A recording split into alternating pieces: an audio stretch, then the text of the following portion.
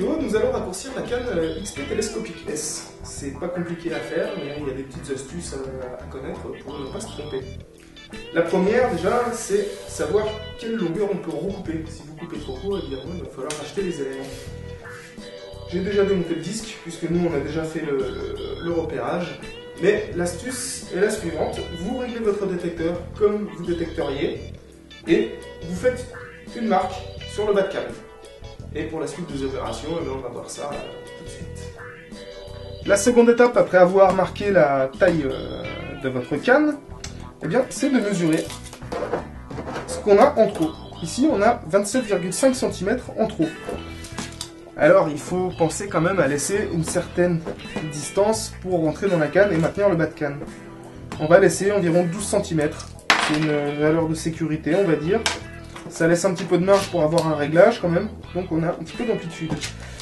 Et ici, il nous reste 15,5 cm.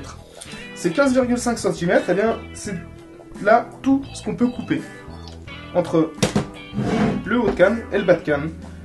Donc il va falloir faire un mix selon ce que vous préférez, selon comment vous voulez couper. Nous, je pense qu'on va couper un maximum sur le haut de canne, histoire de moins dépasser, et puis on coupera le restant sur le bas de canne.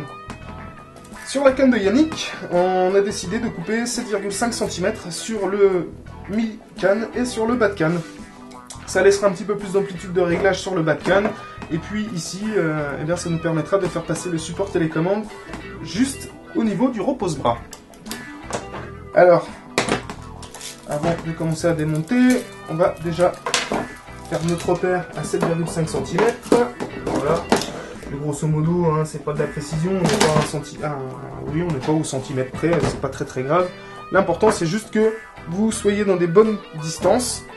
Hein, faites attention, puisque on va recouper aussi le haut de canne. Faites attention que votre bas de canne soit à la bonne taille par rapport au haut de canne, sinon on ne peut plus les rentrer l'un dans l'autre. Donc pensez bien que votre support télécommande, lui, rentre d'environ 2 cm à l'intérieur du mi de canne. Pour tailler le mi de canne, et ça va être le gros du boulot, on va démonter le repose-bras. Étant donné que je suis tout seul et que je n'ai pas d'étau, je ne vais pas démonter la canne entièrement. Je vais me contenter de démonter le support télécommande, d'où l'utilité du tournevis en PH0.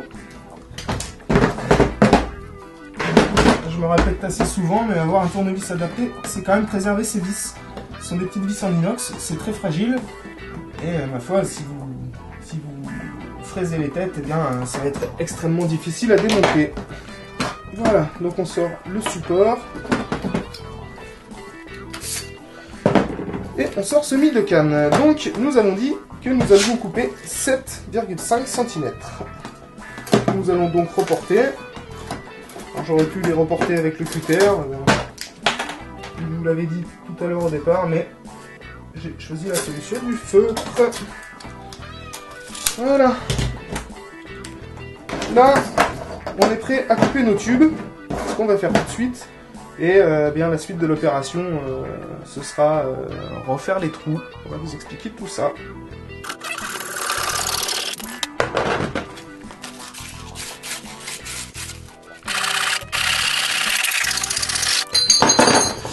Voilà, une fois que c'est coupé, on passe un petit coup de papier de verre. C'est de l'aluminium, hein, donc ça fait facilement des bavures et ça fait des petites épines qui rentrent facilement dans les doigts. Voilà. Bon, alors, couper droit, couper pas droit, c'est mieux de couper droit. Si vous coupez pas hyper droit, c'est pas très grave. Contrôlez simplement, voilà, que votre support télécommande rentre correctement. Dans cette partie, on va voir comment reporter les trous de fixation du support télécommande. Vous allez voir, c'est simple. Alors ici, j'ai pas fait la finition, donc on va prendre le bord le plus haut. Alors, je vais revenir aussi d'ailleurs sur cette finition tout à l'heure. Je vous disais, laissez un petit peu de marge. Voilà, c'est l'exemple typique. Si vous coupez trop court, si vous voulez vraiment être juste, laissez toujours une marge de 5 mm. Au cas où il y a une finition ou une reprise à faire, ça peut arriver. Donc pour le report, eh bien, on va reprendre notre morceau que l'on a coupé. On va le caler sur le morceau le plus haut. Sur le bord, c'est pas bien compliqué, le trou il est pile poil au centre. Et on aurait le choix, on pourrait mesurer par exemple. Je préfère cette solution parce que voilà, comme je vous disais, je vais me prendre en référence sur le point le plus haut et ça m'évitera de prendre une mesure faussée si je le faisais avec un mètre. Donc je vais reporter, hop là, on va essayer de pas bouger, je vais reporter, voilà, l'endroit du trou sur le premier côté, je reprends du côté plus haut, voilà, et hop, je note mon trou. Alors, ensuite, on va percer. Avant de percer, on va mettre un petit coup de pointeau, histoire de pouvoir guider correctement le foret. Alors là, l'opération, elle n'est pas simple parce que le tube est biseauté. Voilà.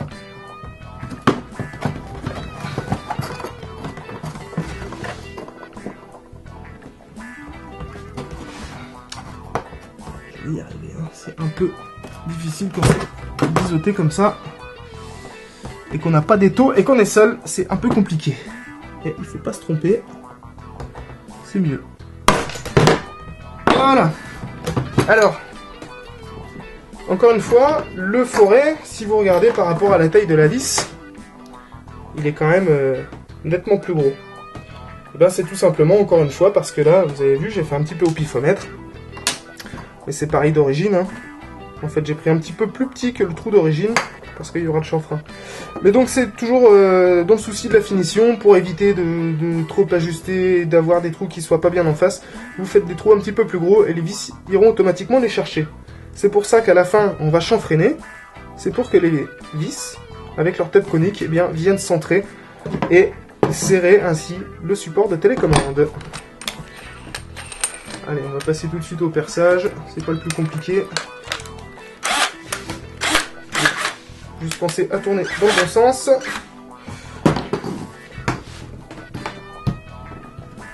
On se met dans l'encoche qu'on a fait tout à l'heure au pointeau et on y va tout doucement. Hop là, voilà, mon premier trou est fait.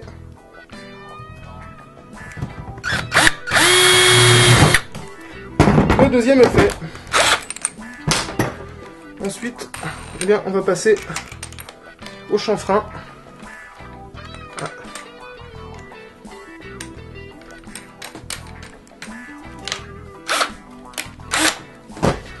Voilà, on va passer un petit coup de fraise à chanfrein. Pour savoir si votre chanfrein est bon, ben, il suffit de prendre la vis, de l'insérer. Voilà, on voit que là, elle dépasse encore, donc je peux repasser un petit coup.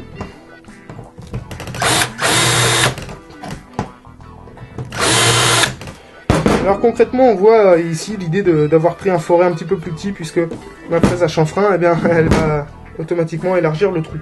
Si j'élargis trop, eh bien, ma vis passe au travers. Si j'élargis pas assez, elle dépasse. Voilà, ici, nos vis passent parfaitement. La tête est impeccable dans le chanfrein. On peut tout de suite procéder au remontage. Hop.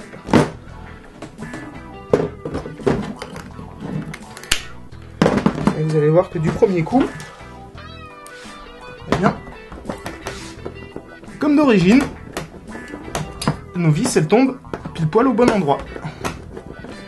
Alors, ça n'a pas nécessité ni de connaissances particulières, ni d'outillage particulier. Juste un petit peu d'attention. Hop.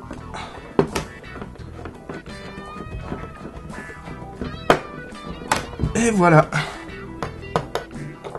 Alors, c'est aussi très important que les vis ne dépassent pas, puisque votre canne est coulissante. Voilà, j'ai obligé d'enlever les bavures, et évidemment, ça pose un petit problème. Alors quand c'est comme ça, eh ben, on redémonte, et on repasse un petit coup de chanfrein.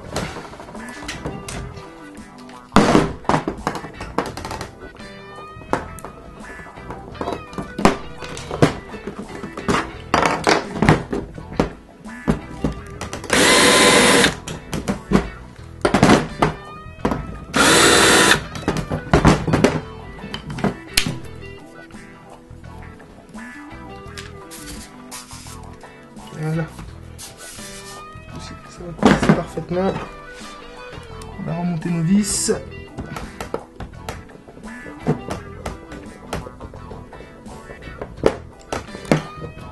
Voilà. Là, ce coup-ci, j'ai bien bricolé, ça ne dépasse pas.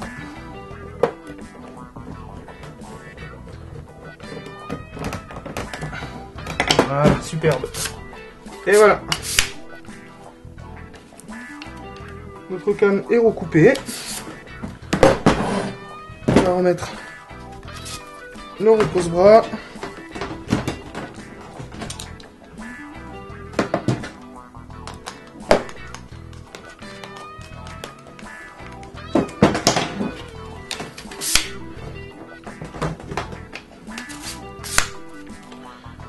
Et voilà, notre canne est raccourcie. Maintenant, elle a un total de 51 cm. Un petit peu moins, mais on va compter 51 cm. Ben, cette canne, maintenant, elle rentre dans un sac à dos de 20 litres. La dernière petite chose, ça, c'est juste pour rigoler. On va peser combien on a gagné. Voilà, on a gagné quasiment 30 grammes encore sur le poids de la canne.